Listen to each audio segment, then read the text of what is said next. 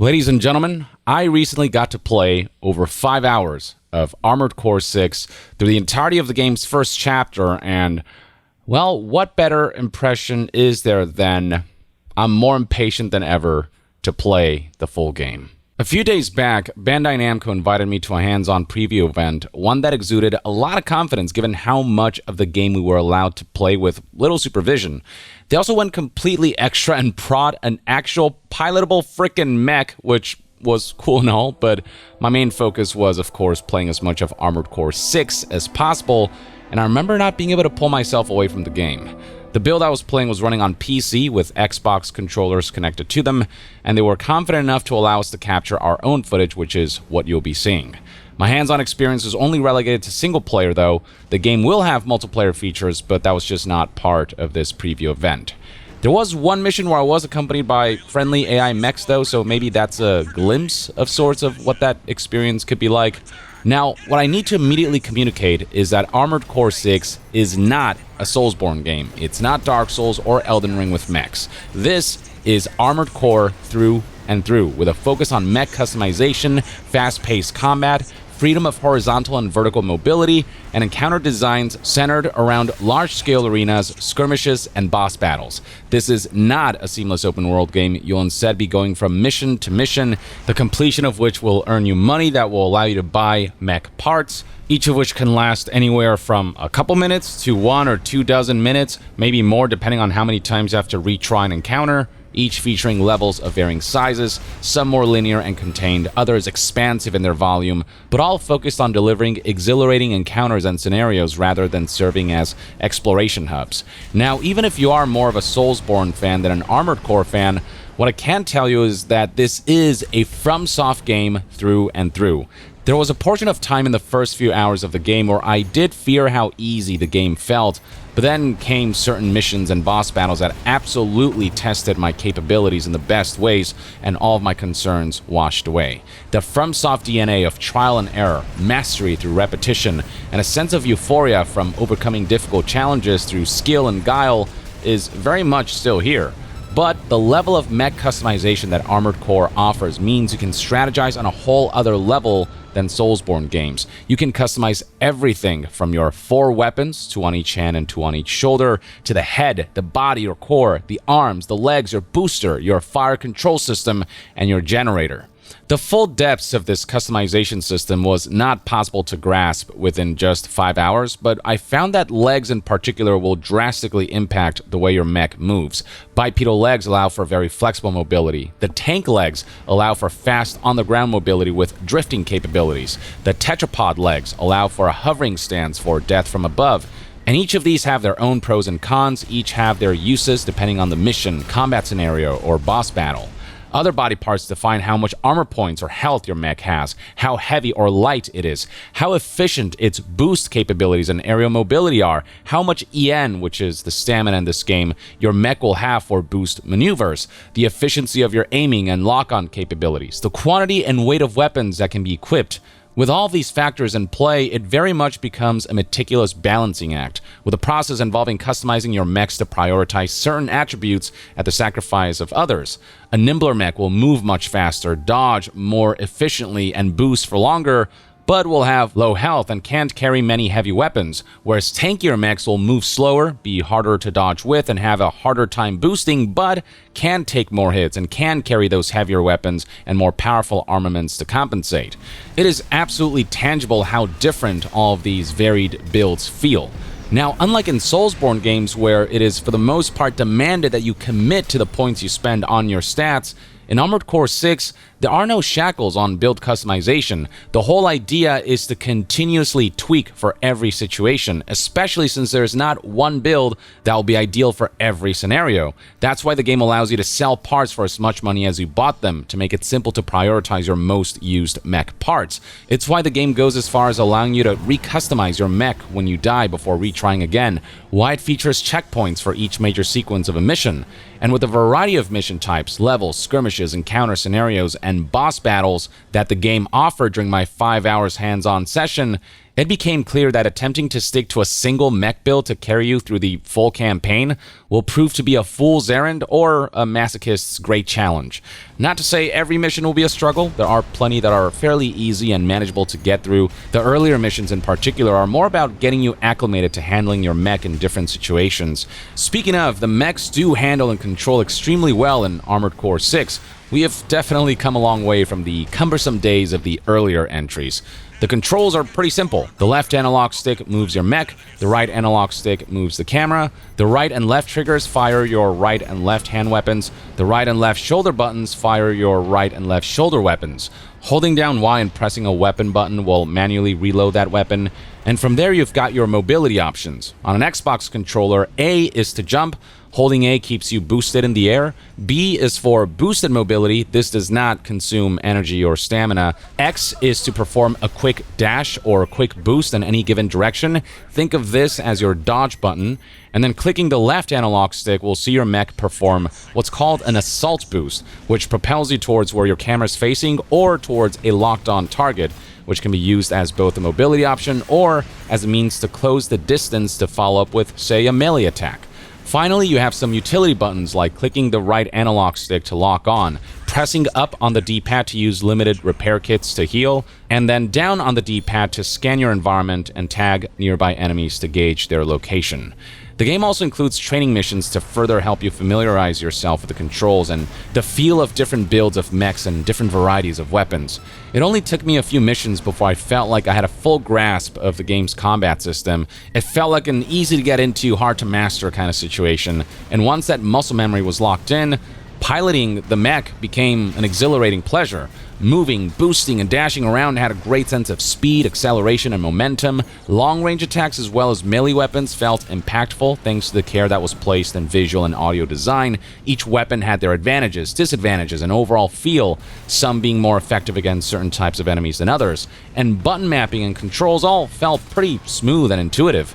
Now, I'm sure that 5 hours of playtime was nowhere near enough to explore the full arsenal of weapons that I'll get to experiment with, but I did use machine guns, burst rifles, single-shot rifles, plasma weapons, explosive weapons like bazookas and grenade launchers, and on my shoulders I've mounted rockets, targeted lasers, and shields, all deployable and usable at the press of trigger and shoulder buttons. Different weapons also have different reload times, which act essentially as cooldown timers, and you have to keep that in consideration as you use your weapons and try to use them strategically and in the most efficient and effective way possible. But yeah, I felt like there was a good amount of tools to experiment with within these initial hours alone, and I suspect that the arsenal will grow drastically throughout the course of the campaign.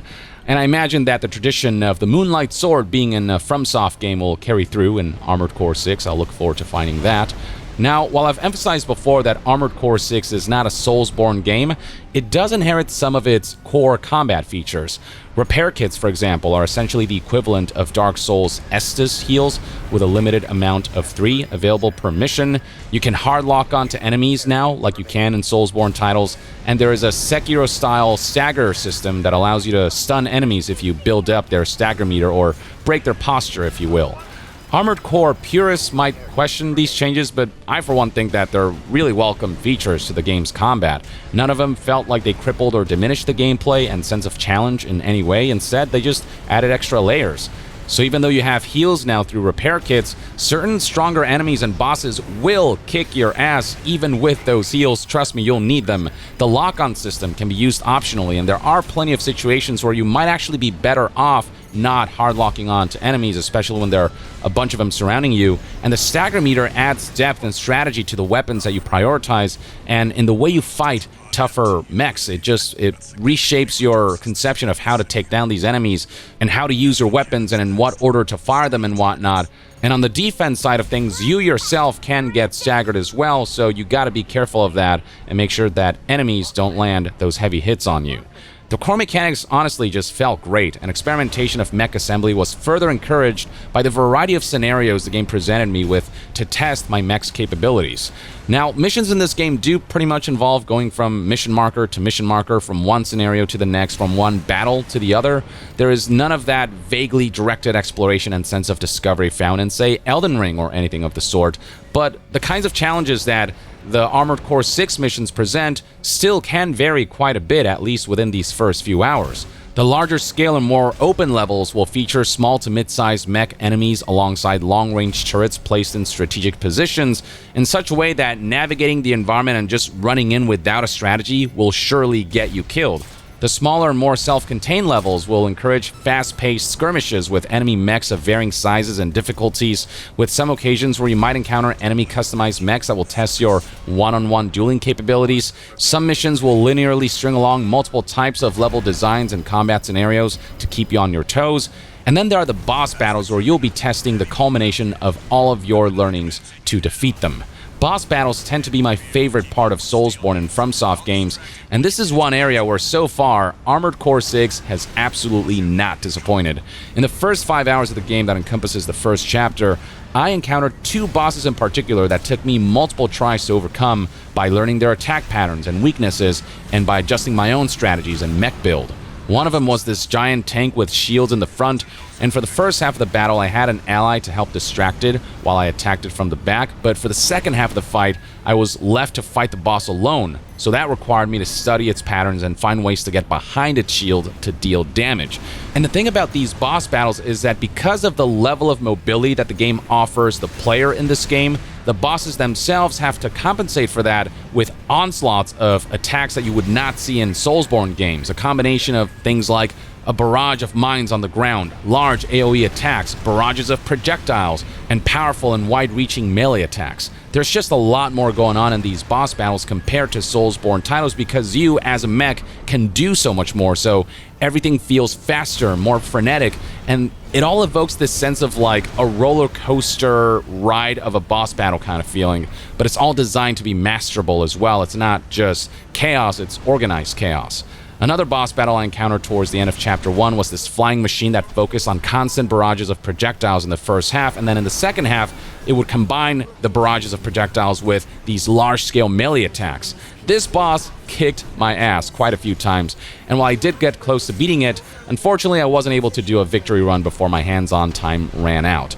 But as I was leaving the event, I was already thinking of ways I could adjust my mech build to compensate for my weaknesses. I was thinking of the boss's attack patterns and ways I could adjust my playstyle and ways I could dodge certain attacks. It's the kind of stuff that gets me excited about FromSoft games fully represented in Armored Core 6. And I haven't even gotten to those bosses that are entire levels and missions within themselves because of how massive they are. There was this one gargantuan boss called the Strider that was essentially the mech version of a Shadow of Colossus boss. I had to find a way to scale this giant mechanized entity before destroying the core that would take it down, so even among boss battles, there were all kinds of cool things the game did by leveraging the scale of the mech genre to keep them varied. And this is where I realized that a game like Armored Core really benefits from its mission-to-mission structure, as each mission can really be tailored to be its own flavor and set piece and offer its own challenge that will encourage you to revisit your own mech build and your own playstyles. And with the ability to repeat completed missions, you can retroactively go back and experiment with new builds created from parts attained later on in the campaign, and then you can try to get better scores and try to get S ranking in these missions. So I foresee all of this will make Armored Core 6 very replayable. I will, on some level, miss the exploration and lore discovery that Soulsborne titles encourage, but this is just a different genre of FromSoft game altogether, and I welcome the development team sticking to what makes Armored Core special, rather than trying to fit Armored Core into a Soulsborne mold where it might not belong. Now, story is one area where I'm unsure about with Armored Core. It's a much more direct style of storytelling where it's just constant exposition, dialogue, briefings, and information thrown at you to the point where it could kind of feel mind-numbing, where my brain just wasn't paying attention. Hopefully in future chapters, the narrative will develop in a way where my brain will feel compelled to pay attention, but in Chapter 1, it was just a lot of words and technical sci-fi mumbo-jumbo and code names and names of factions thrown around. A lot of just stereotypical mission debriefs and dialogue and voiceover that felt, I don't know, just better suited to like Saturday morning cartoons rather than something that was grounded and subdued. Do you hear me, you corporate vultures? The Rubiconians will never yield. You're going home in armored coffins. Forged in ash, we stand as one! Hot dog, I got an AC.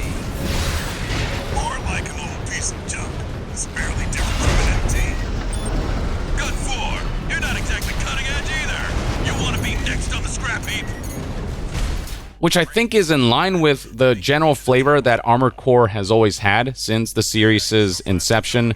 It's got a more sort of like anime style of dialogue delivery, but there are some narrative developments that happen at the end of Chapter 1 that did recapture some intrigue, so depending on how they handle that and how that intrigue evolves into hopefully a really compelling plot, the story could turn around for me and I might actually feel a lot more absorbed by the narrative. But from Chapter 1 alone, the narrative just really didn't hook me because of the way the narrative is delivered in large part, I think. There are the occasional cutscenes here and there, but mostly you're going to be essentially listening to audio logs, though who knows how the narrative and the presentation of that narrative will evolve throughout the course of the campaign. And then visually, FromSoft games, you may know, have never really been carried by the fidelity, but rather by art direction. And I'd say that the same holds true for Armored Core 6. This is a cross-generation title, so while this is the best that Armored Core has ever looked, it's far from the best visual fidelity I've ever seen. And while soulsborne games could leverage their more fantastical settings to evoke some really compelling scenery, the more futuristic, ravaged, mechanized, and industrial setting and genre of Armored Core means that environments can feel blander and less awe-inspiring on occasions. Indoor environments, for example, tend to feel pretty dull in the way that industrial interiors tend to be. But then there are those times when the game presents boss mechs with really cool designs who may be colossal in scale or be aesthetically unique alongside their mesmerizing projectiles and attack patterns, or takes players outdoors and presents landscapes, cityscapes, and vistas that highlight some of the unique aspects of Armored Core. And that's when I'm reminded how much more experienced FromSoft has become since their last Armored Core game. You will definitely find beauty in this game. I'm just curious as to how varied the environments will be throughout the course of the campaign, if they can mesmerize visually on the level that they've done with some of their previous titles. Now, one area where I have little doubt this game will excel at is the music.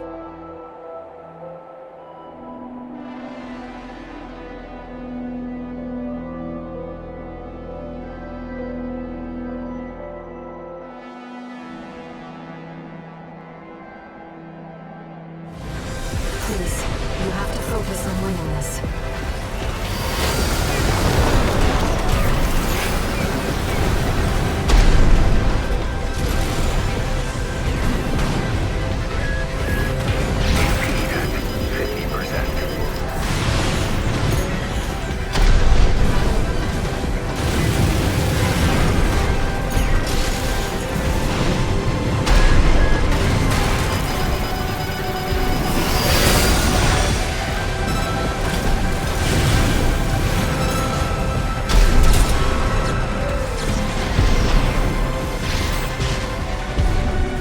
Which is freaking awesome and right up my alley, with electronic vibes that I can best describe as a more upbeat version of Blade Runner's synthy tunes, evoking a sense of ominous tension that can ramp up to something that sounds beautifully climactic. You'll also definitely be impressed by the sheer level of cosmetic customization that this game offers for your mech. In an era where game companies like to charge players $5, $10, $20 or more for individual colors and textures for your player avatar and weapons and armor, Armored Core 6 stands as a beacon of light that puts all of those companies and games to utter shame. There are no restrictions to Armored Core 6's cosmetic mech customization whatsoever. Every part of your mech and the weapons that it's wielding can be colored and customized individually. The selection of colors are infinite due to complete access to a full spectrum of color palettes. You can select textures for individual mech parts that show varying degrees of wear and tear that you can customize to your liking. Emblems can be placed just about anywhere and custom designed.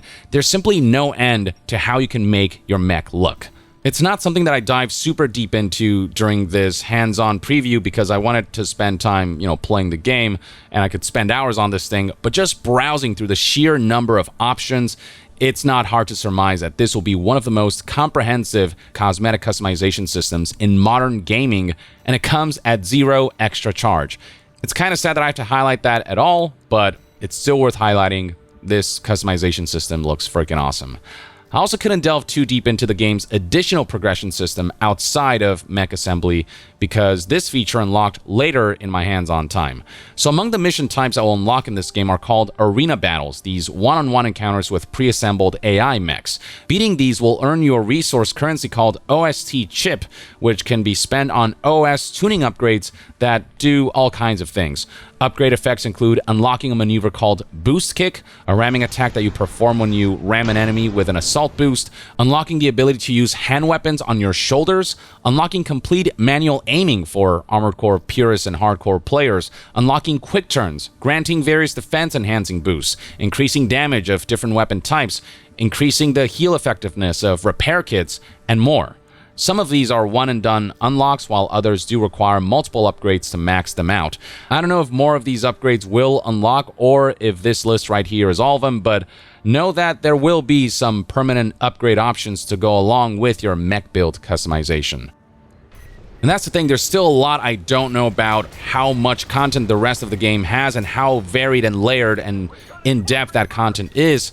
Whether the rest of the game can live up to the immense hype surrounding FromSoft's newest game will largely depend on what the rest of the campaign and missions and content have to offer. But if the first 5 hours are anything to go by, Armored Core 6 has every potential to become a genre-defining mech gaming experience. If the game throughout its future chapters can continue to impress with fun and varied missions, levels, combat scenarios, enemy encounters, boss battles, and set pieces, if the mech assembly and customization can keep expanding in its depths and possibilities, if the game can keep building and layering on what its first chapter offered, and if the narrative ends up being more compelling than what the first few hours seem to suggest, then we could be looking at a most triumphant return for the mech genre, which has been dormant for far too long. I'll have to get my hands on the full game to find out for sure if Armored Core 6 can live up to the hype, but from what I've played so far, I cannot stop thinking about how badly I want to go back and keep playing this game and how excited I am to see what's in store for me in the final game when all of the breadth of content is available. And there is no better sign of the immense potential a game holds than that feeling of wanting to go back and of not being able to stop thinking about it.